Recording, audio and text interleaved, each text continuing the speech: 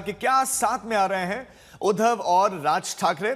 दरअसल महेश मांजरेकर के साथ में एक पॉडकास्ट में राज ठाकरे के बयान के बाद से ऐसा लग रहा है कि उद्धव ठाकरे से उनके साथ वो आने वाले हैं। राज ठाकरे ने कहा कि महाराष्ट्र के अस्तित्व के सामने ये सब झगड़े बहुत छोटे नजर आते हैं और साथ में आना ये कोई बहुत कठिन बात नहीं है, लेकिन सवाल इच्छा का है। ये राज ठाकरे ने कहा है। वही राज ठाकरे के बयान पर उद्धव ठाकरे की प्रतिक्रिया भी आ गई है।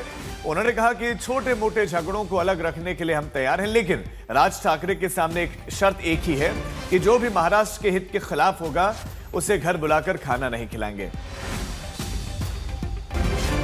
तो आइए आपको एक एक करके सुनाते हैं कि उद्धव ठाकरे और राज ठाकरे ने कहा क्या कुछ।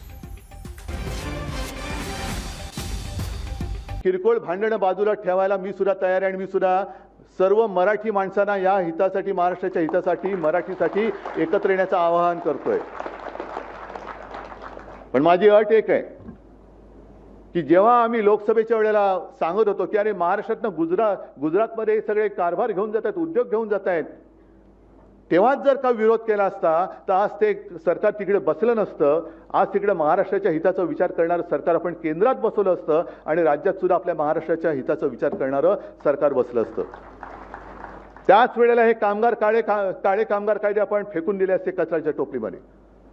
पण तेव्हा पाठिंबा द्यायचा, आता विरोध करायचा, मग परत तडजोड करायची, हे असं नाही। महाराष्ट्राचं हित, मग त्याच्या आड जो कोणी येईल त्याचं स्वागत मी करणार नाही, त्याला मी घरी बोलवणार नाही, त्याच्या घरी मी जाणार नाही, त्याचं आगत स्वागत, त्याच्याबरोबर पंक्तीला बसणार नाही, हे पहिले ठरवा आणि मग महाराष्ट्र हिताच्या गोष्टी करा।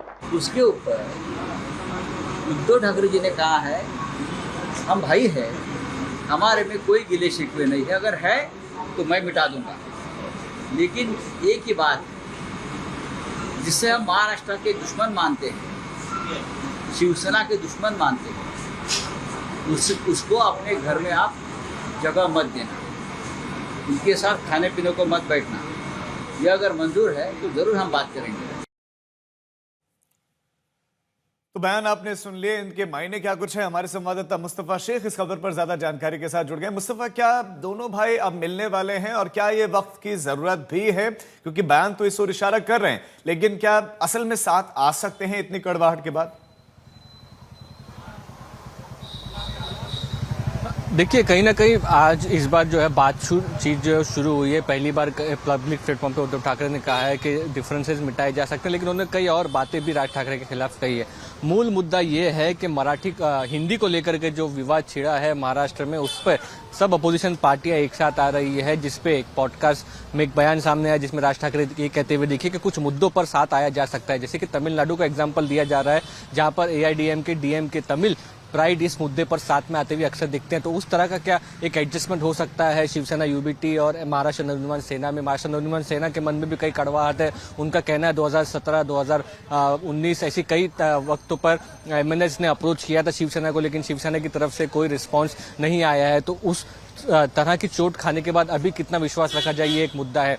उद्धव ठाकरे कह रहे हैं कि राज ठाकरे एकनाथ शिंदे से मिलते हैं, देवेंद्र फडणवीस से मिलते हैं, तो अगर वो हमारे साथ आना चाहते हैं तो उनको छोड़ना चाहिए। तो ये सारी चीजें आप कह सकते हैं कि अभी भी कहीं ना कहीं बहुत कुछ डिस्टेंस जो है वो पार होना बाकी है। शायद एक मुद्दे पर मीटिंग हो सकती है, लेकिन पॉलिटिकल अलायंस अभी किसी तरह से पॉसिबल नहीं दिख रहा।